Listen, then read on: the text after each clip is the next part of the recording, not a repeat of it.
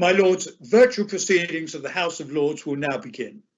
I remind members that these proceedings are subject to parliamentary privilege, and what we say is available to the public, both in Hansard and to others outside.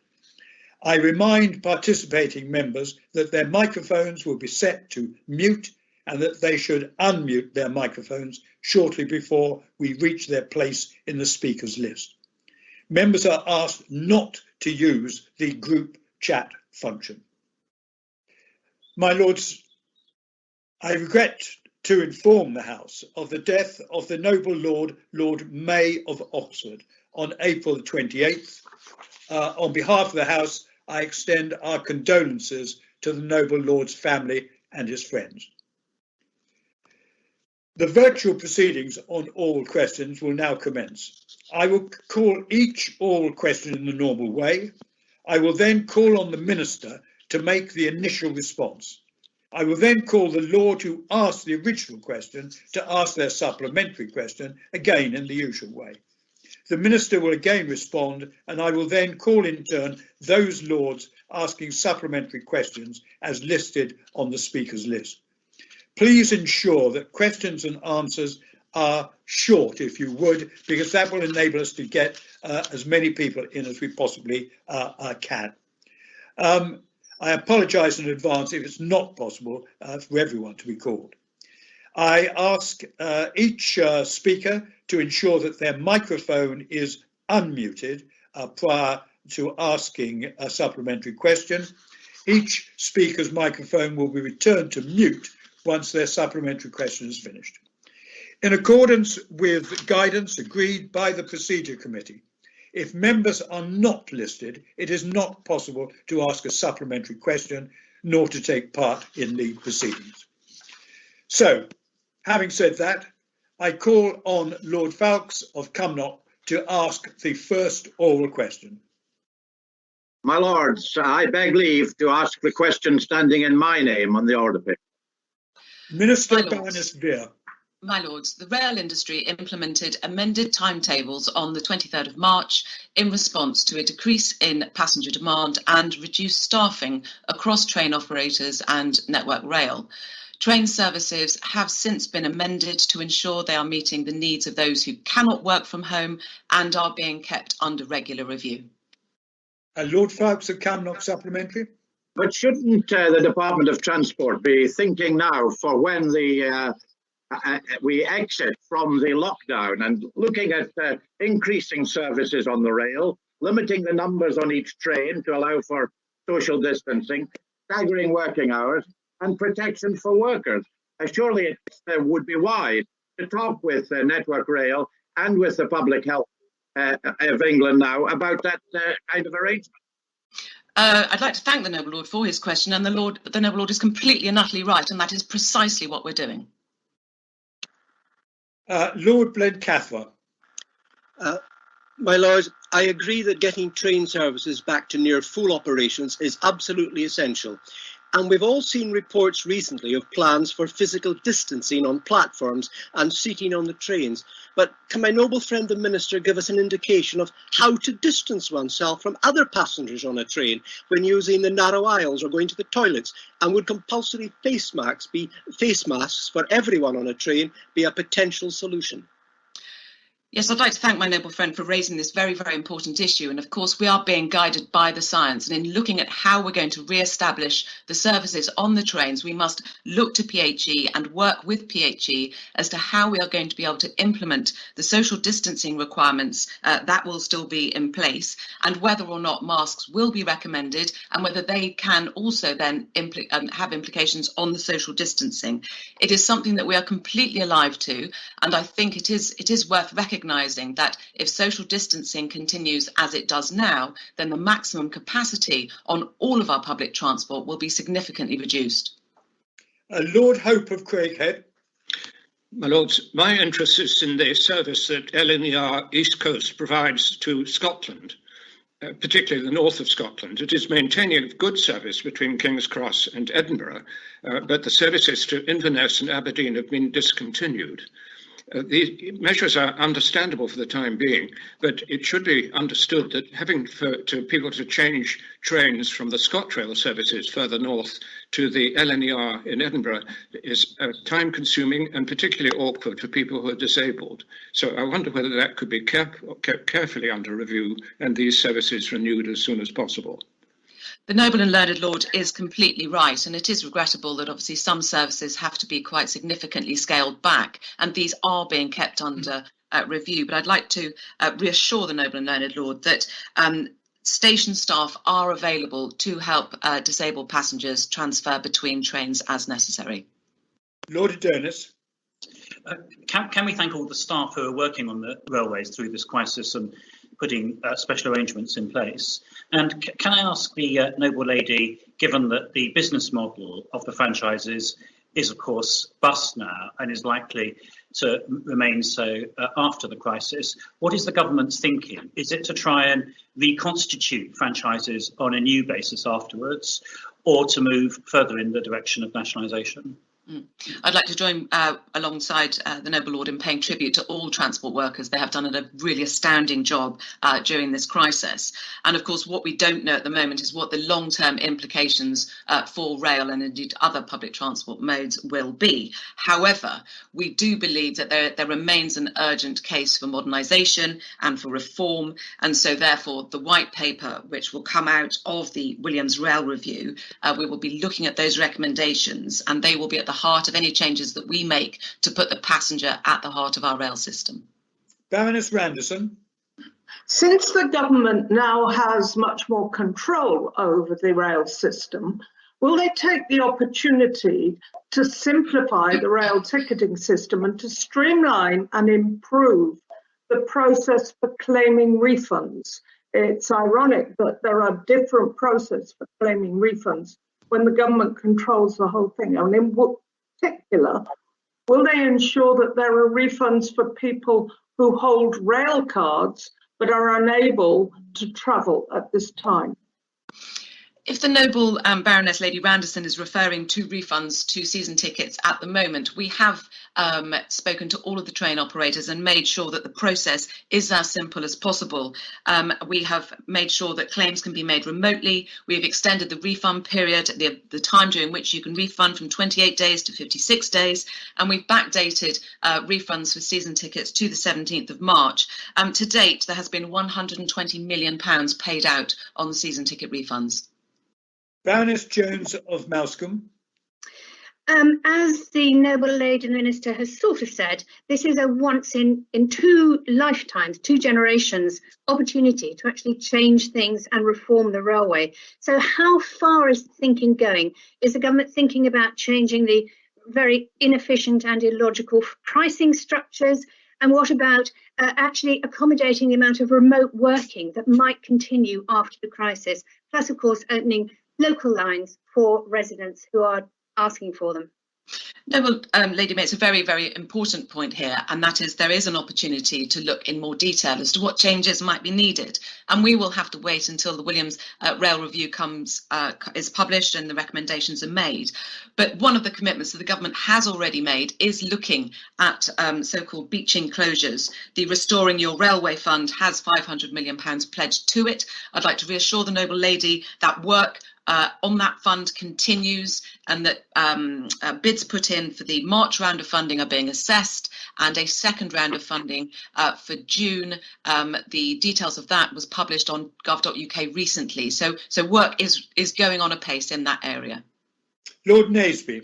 My question is about Great Northern Thames Link, which currently terminates at King's Cross. Then the Minister will remember the chaos of the introduction of the new timetable with the lack of drivers, etc. Can she ensure that there will be drivers available for this really important link once it reopens all the way to Brighton? And there will be no excuses about there being new drivers who don't know the route, or that there are insufficient drivers because they're on furlough or something else. I'd like to reassure my noble friend that we are doing absolutely everything we can to put in place the plans that we need to restart the railways. They are operating a significantly reduced service at the moment. The challenges are fairly significant, but we're working very, very hard to make sure that drivers are available on Thameslink and indeed on all of the lines to make sure that when we can restore the services, they can be restored fully. Lord Rosser. Firstly, can the government confirm when the Williams Rail Review is going to be published and whether the publication date is being put back by COVID-19? And secondly, does the government share the view that the present divided responsibilities for, on the one hand, track and signalling, and on the other, train operation cannot continue, and that these divided responsibilities should now be brought together, or at the very least be brought together under an overarching holding company or authority? On the latter part of the Noble Lord's question, I wouldn't want to preempt the Williams Rail Review by giving any indication as to what's in it, mostly because actually I don't know, not being the Rail Minister. But in terms of the publication date of the Williams Rail Review, I'll take that back to the department and see if I can get an updated date for him, and I will write to him. Baroness Scott of Needham Market. To what extent will demand for rail services be taken into account when deciding which sectors are going to be unlocked? And how is this to be managed given the significant regional variations in the use of rail for commuting? That is an incredibly important question, and I'm sure the Noble Lady can understand that these are all issues that we're considering at the moment. There will be regional variations according to which services are more likely than others. There will also be variations with long distance services and short distance commuter routes. So all of these considerations are being put in, and I would also like to say that actually in terms of getting public transport restarted, one of the key things that we're going to have to do is look at local impacts. So working with Metro Mayors, for example, working with local transport authorities to make sure that they feed into the system and can help us plan for their local economies to get them back to work. Lord Polak. Lord Polak. Earl of Clancarty. Decisions and actions. Hello? I know, sorry. Lord Polak, because I called you first, I'll call you, but your question, please. Can you hear me? Yes. Oh, sorry. So decisions and actions have consequences, and these days serious consequences. And whilst accepting that there were many factors and issues to consider, would my noble friend the Minister comment on whether her department was satisfied with the decision taken by the Mayor of London and Transport for London to reduce capacity on the London Underground passenger trains at peak times, causing dangerous overcrowding? The department was in close contact with TfL, and certainly the reductions that they made did have some overcrowding consequences. Since then, though, we know that TfL has made significant changes to the morning service. They have applied station control measures, and they're working much more closely with the British Transport Police to make sure that overcrowding doesn't occur. We remain in close contact with them, and of course, as importantly, as we restart the system, these issues will come once again to the fore. Right, my lords, I regret to say time allowed for this question has now elapsed, and my apologies to the Earl of Clancarty for that.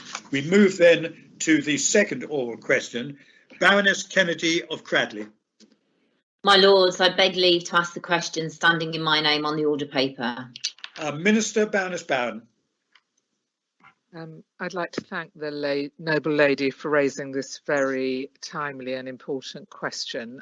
Accurate information is more important than ever, and misleading information about coronavirus, whether it's maliciously intended or not, could cost lives. The government is working around the clock to build a comprehensive picture of full stories and posts about the virus. We're responding directly to false narratives, working closely with social media platforms to help them remove dangerous, incorrect claims about the virus, and promoting the steps that everyone can take to reduce the spread of misinformation. Baroness Kennedy of Cradley. Thank you. I completely agree. Disinformation and conspiracy theories flooding the internet seriously undermine the efforts of those working hard to keep us safe. But the government set up the Rapid Response Unit to work with social media companies to take action and combat fake news, and yet we've heard very little about their work and have received no detail on what their achievements are or what their actions are. So I'd like to ask, when will the government make a statement on the work of the Rapid Response Unit, and what assessment have they made or has the government made of the effectiveness of the actions of the social media platforms so far? Minister? The Noble Lady is right. We set up the Counter Disinformation Unit at the beginning of March, bringing expertise from across Whitehall.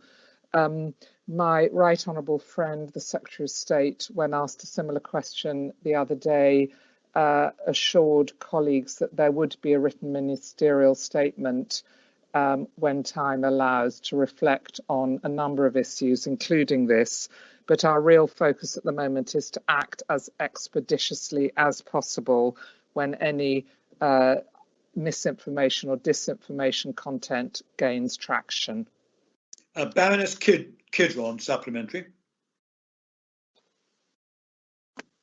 Baroness Kidron.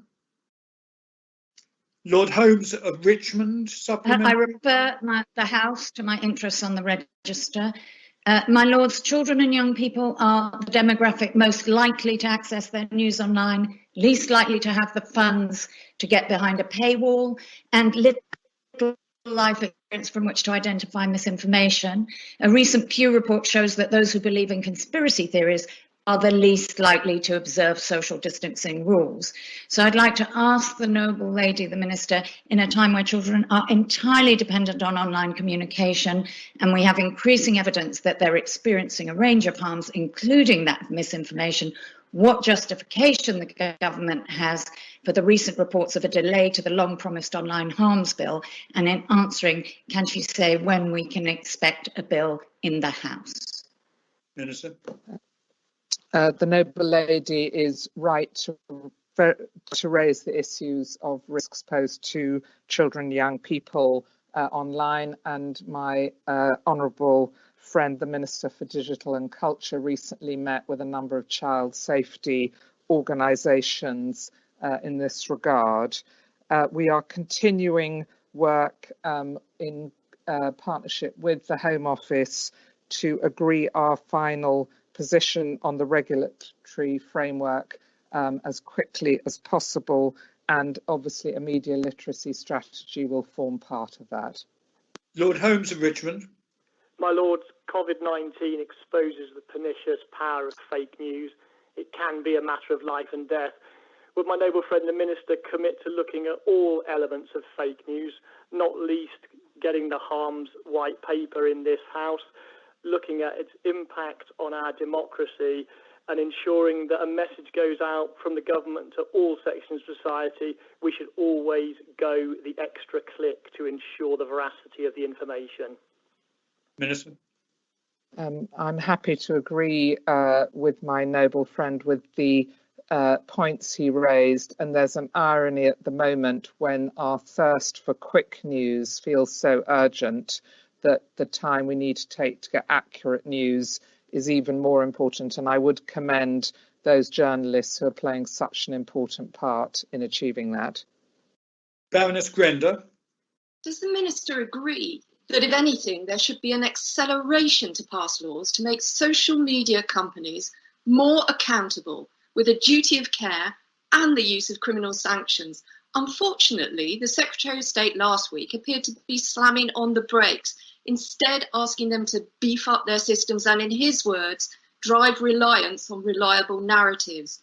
Any delay to online harms laws lets social media companies off the hook at this critical moment. Will she agree to an urgent meeting with peers to provide detail on the progress of this legislation? I'm delighted to meet with Noble Lords to discuss this point. I would stress the government has been absolutely clear that we want the social media companies themselves, who have unparalleled engineering capacity, to be even more proactive in addressing this very urgent threat. Lord Faulkner of Worcester. My Lord, does the Noble Lady agree with me but there is a particular responsibility on role models for ensuring that fake news does not get propagated. And would she in particular single out, as I do, the broadcaster and television presenter Eamon Holmes, who perhaps unwittingly, but nonetheless effectively, cast doubt on the causes of COVID-19 and the link between 5G masts and the spreading of the disease. Is that not something that needs to be condemned? And also, shouldn't the activities of the anti-vaxxers, who also are propagating fake news, and I'm thinking here of Novak Djokovic, who is giving credence to the anti-vaxxing movement, that they too should be criticised and rebutted whenever they are stating these misleading and dangerous statements. Minister? The Noble Lord is right that when celebrities intentionally or inadvertently spread misinformation, this can fan the flames and increase risks around coronavirus. I would just reiterate the work the government is doing in terms of our campaign, Don't Feed the Beast, the share checklist that we have created, and the very clear advice that we should follow public health guidance. Lord Pickles? Does my noble friend agree that it's a whole different magnitude for those who are seeking to deliberately spread misinformation, blaming particular minority groups, maybe Jewish people or Muslims, using pernicious false information, graphs and other forms of information? What discussions has she had with various police authorities, both in this country and internationally, to try and get a coordinated attack on this attempt to undermine society within, to have us start to hate our fellow citizens? My noble friend makes a very important point, and there has been unfortunately a number of examples of these pernicious attacks. We are working in a coordinated way with other governments around the world, because clearly we need the most collective response to this possible. Lord Mann. While Rachel Riley is running a brilliant one-woman campaign against fake news, Impress, the regulator of online publications, has unlimited ability to find them. Does the Minister agree with me that those powers should now be extended to allow Impress to enforce these fines? Minister? My Lords, I found it slightly difficult to hear the Noble Lord, so if I may, I'll listen again and respond in writing. Lord Griffiths of Barryport. Lord Griffiths. Lord Clement Jones.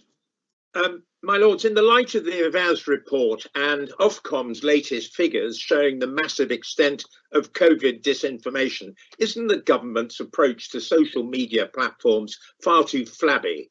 Shouldn't it be obliging social media platforms to not only provide correct information, but also issue warnings and then terminate the accounts of those disseminating misinformation about COVID-19? Minister?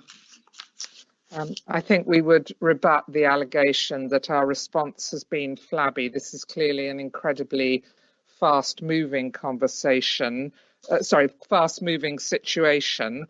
My right honourable friend, the Secretary of State, meets regularly with the social media companies, and as I said earlier, we think there is more they can do, but they have made some important moves in recent weeks. My Lords, the time allowed for this question has now elapsed, I'm afraid to tell you, and my apologies to Baroness Lane Fox and to Baroness Healy of Primrose Hill. We now come to the third oral question. Lord Berkeley.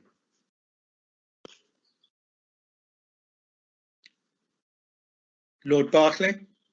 My Lords, I beg leave to ask the question standing in my name on the order paper. Minister Lord Agnew of Alton. My Lords, the initiatives introduced by the government to address the economic impact of COVID-19 are designed to support businesses that contribute to the UK economy. Since 2010, we have introduced over 100 new measures to tackle avoidance and evasion, securing and protecting over £200 billion that would otherwise have gone unpaid. The government remains committed to continuing its strong track record on clamping down on those who seek to avoid or evade paying their fair share. Lord Berkeley, supplementary. My Lords, I'm grateful to the Minister for his response. The OBR is suggesting a 35% in GDP fall, and as the Minister said, they obviously need as much tax revenue as they can get, but it needs to be fair.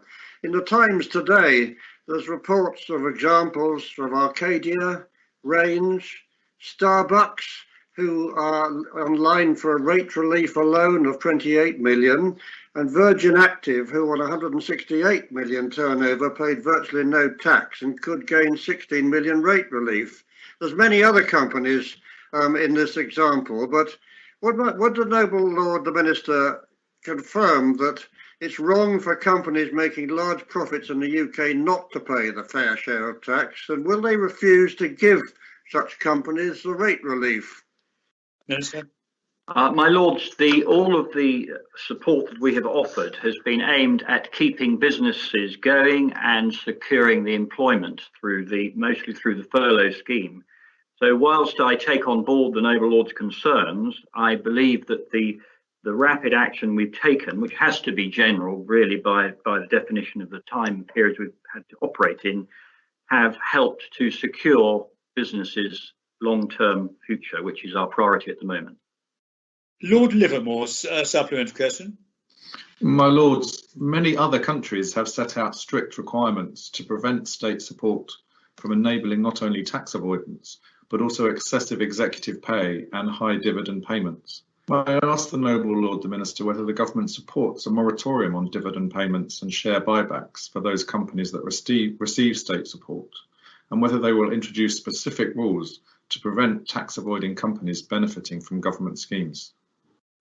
I could assure the noble Lord that all these things are continuously under review. As I mentioned briefly in the last question, we've introduced in days things that could often take years, and so by definition we are keeping a very careful eye on them. Just to give the noble Lord some reassurance, with most of these loan schemes, the businesses have to show that they are viable, and if they are going to continue to pay dividends, then the banks will take a view of that and decide whether that's appropriate. So these are not automatic entitlements, they have to be justified.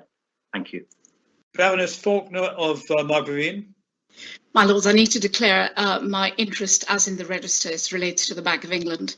My Lords, I wonder whether the Minister would go a little further than he's gone. He referred to the plethora of regulation and law that has come in the period after 2008 and 9, but he'll recall that the bankers who were bailed out did pay themselves excessive amounts of bonuses and therefore suffered in the court of public opinion. Will the government go a little further and at least publish the list of companies that are benefiting from all kinds of taxpayer support and offer this time, publish them publicly so that we can see who's benefiting from it in a transparent manner, and where they give any public support to those companies, will they at least require an equity holding as collateral and preferably only give loans, not grants? The noble Baroness makes very good points, and I will certainly take her ideas back to the Treasury. I think we also ought to acknowledge that a number of senior managers have also announced pay cuts during this difficult time. So I think our overall macro concern at the moment is to protect businesses and to protect employment and to make sure that we can bounce back as quickly as possible from this crisis, but I take on board her helpful comments. Lord Lee of Hurley. Lord Lee.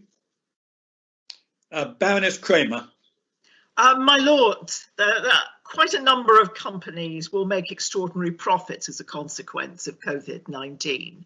At this point in time, it's hard to identify who they are, but we can see that it's happening with some of the traders and some of the private equity players, and it may well be happening within the digital industry, which is becoming more and more dominant and, as others have said, pays almost no tax in the UK despite the size of its presence.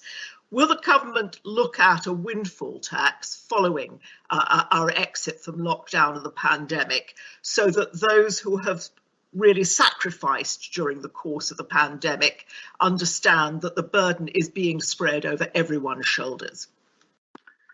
The Noble Baroness makes a sound point. I think it's just too early to make those sort of assessments. And I think I just want to pick up on one point, which around the digital companies. We have introduced the Digital Services Tax, which came into play on the 1st of April of this year, I believe. That is a 2% tax on the revenues that search engines and social media platforms derive if they generate more than £2 billion over the next 5 years. So we've made a start on this. As the Noble Baroness will probably know, these things need international collaboration. But if there have been excessive profits over the next few months, then of course we will review that. Lord Harris of Pendergarth. I'm sure the Minister is aware that 80% of the population believe that registering a company abroad in a tax haven in order to avoid paying full UK tax is wrong. At a time of unprecedented social solidarity, would it not help to cement this solidarity if the government made it clear that it would only offer bailouts to companies that did not follow this practice? After all, France has done it, Poland has done it, Denmark has done it. It would be sad if we stayed a long way behind those companies. And if I may, I'll send the Minister a list of 5 criteria drawn up by the Fair Tax Alliance in order to help make fair decisions in this area. I take on board the Noble Lord's points, and I'd be interested to see the 5 points that he has mentioned.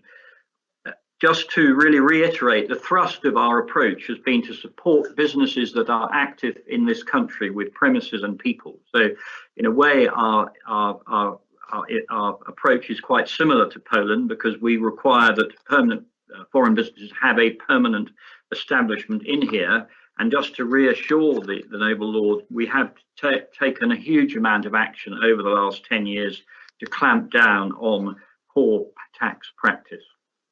Thank you. Baroness Altman.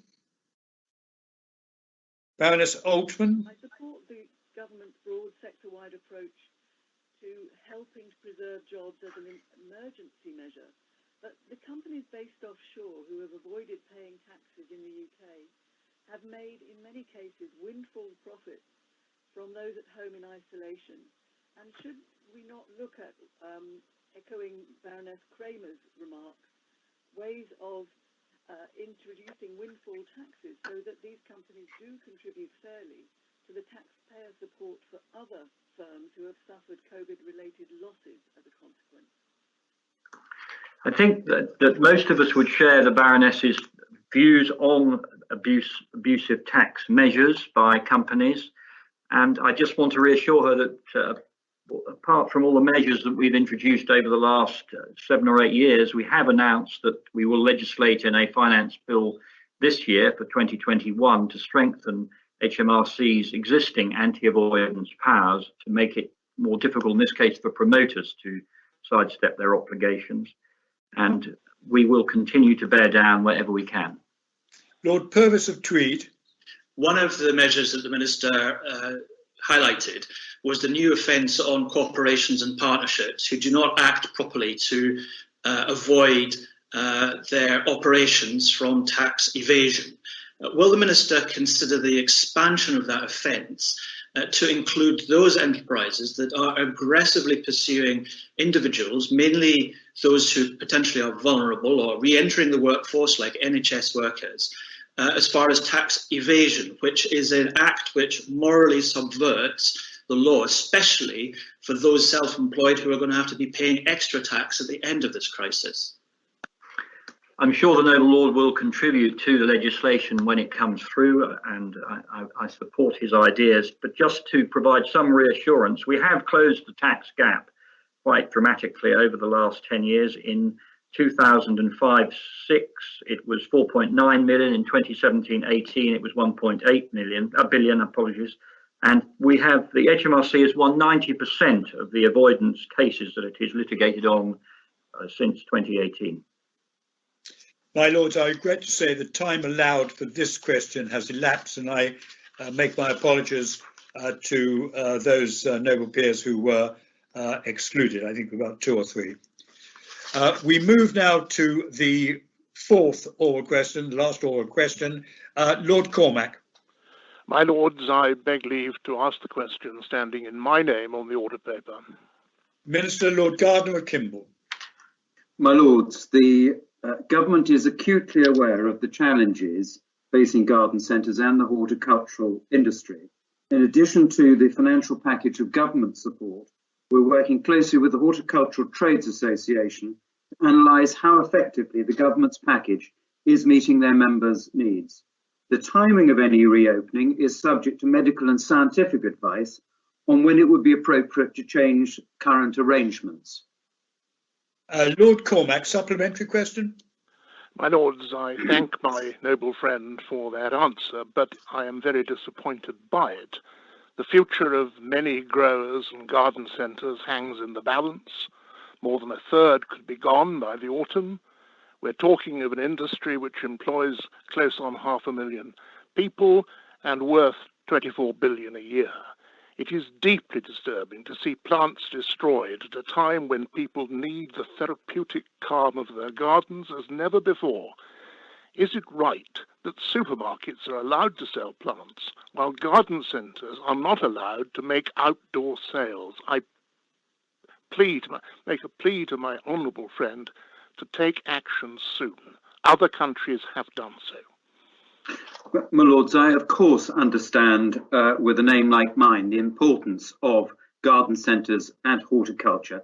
We're working, as I say, very closely. James Barnes, the chairman of the Horticultural Association, we've had some very productive discussions. The HTA have drafted a traders protocol on social distancing. I'm working very closely with them, and I'm very conscious of what my noble friend has said. Lord Hayne. Lord Hayne. My Lords, can I echo strongly everything that the noble Lord, Lord Cormack, said?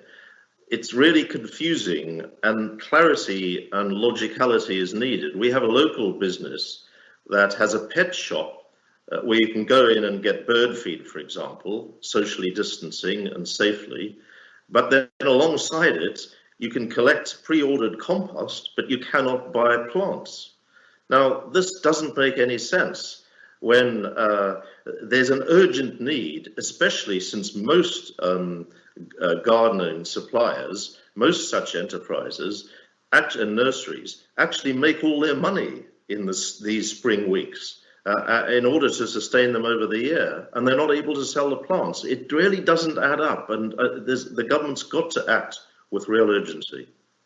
I understand what the noble Lord is saying. It's absolutely why I repeat, I'm working very closely with the Horticultural Trades Association. I'm very conscious, particularly of the bedding plant issue at this time.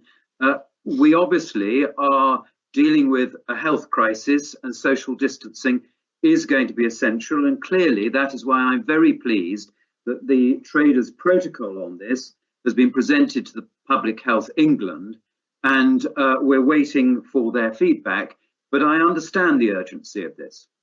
Baroness Jolly. Baroness Jolly. Baroness Fuchs.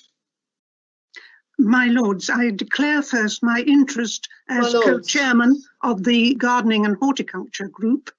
May I urge my noble friend to impress upon his government colleagues the serious implications if garden centres and the growers behind them were to collapse. What will happen, for example, to our wish to lessen imports of plants which may carry very serious pests and diseases, and for the government's major policy on planting trees?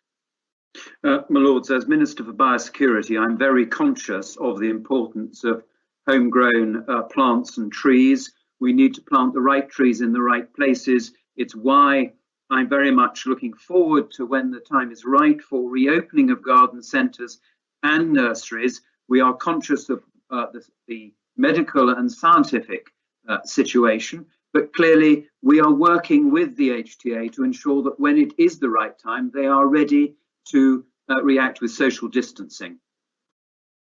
Did I hear Baroness Jolly coming in? No? You did. Oh, come on then. I'd just like to thank those garden centres that continue to serve customers by delivering both plants and seeds, either by post or carrier. Rumours that garden centres are is the microphone muted? To reopen soon are welcome. Why couldn't I join before? Lord Lee, can you stay off the phone, please? There are rumours that garden centres are to reopen soon, and that would be good for customers wanting to choose their plants. Good for garden centres and customers. It's an easy place to distance and good for our mental health. So when would the Minister tell the House, would the Minister tell the House what is holding back the decision? As I say, this is subject to the five tests that the government have set in terms of dealing with the health crisis. What I've been working on is ensuring that with the HTA, when it is deemed correct, that we are in a position to open and for garden centres and nurseries to fulfil what I agree is a great function to help with our well-being. Earl of Sandwich. The Earl of Sandwich.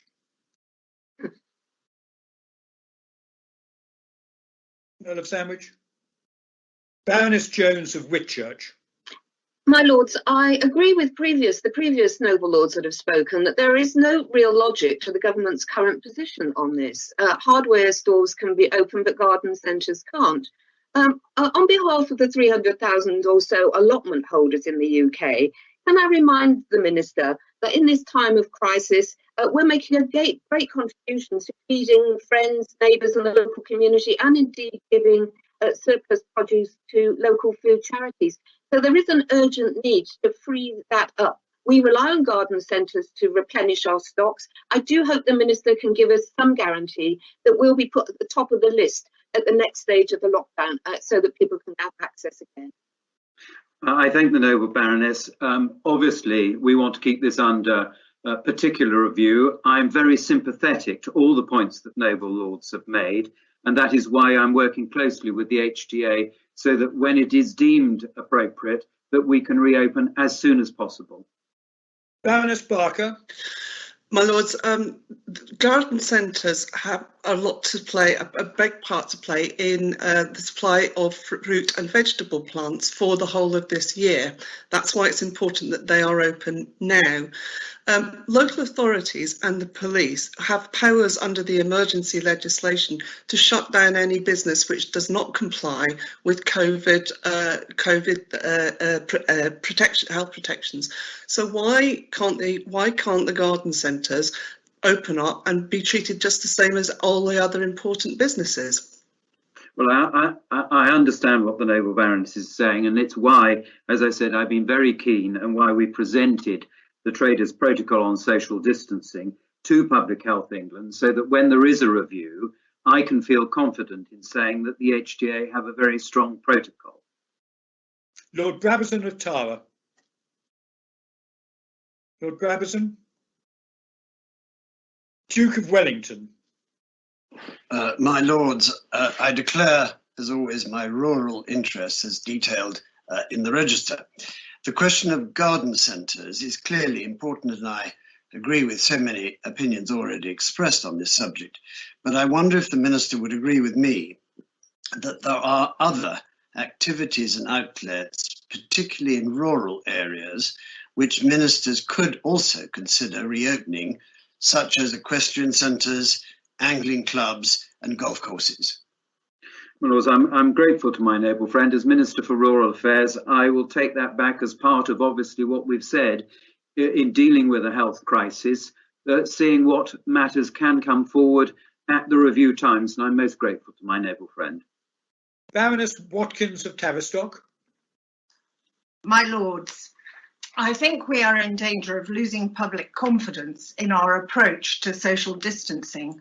I can buy plants from the Netherlands in my nearest supermarket, which is 5 miles away, but my local rural garden centre, where I have always bought them and can walk to in 20 minutes, is having to lay staff off, throw plants away, and deny people like me the perfectly easy access using social distancing. Please, can you urge public health to understand how inappropriate the current guidance is? I think I will say to the Noble Baroness, it is part of the review process. I think it's been very helpful to have the contributions of Noble Lords for me. The Earl of Shrewsbury. No? Okay, well, in fact, that brings questions to an end in any event. I'd like to thank everyone concerned. If I may say so, that was a better session than the one we had yesterday. So that concludes the virtual proceedings on all questions.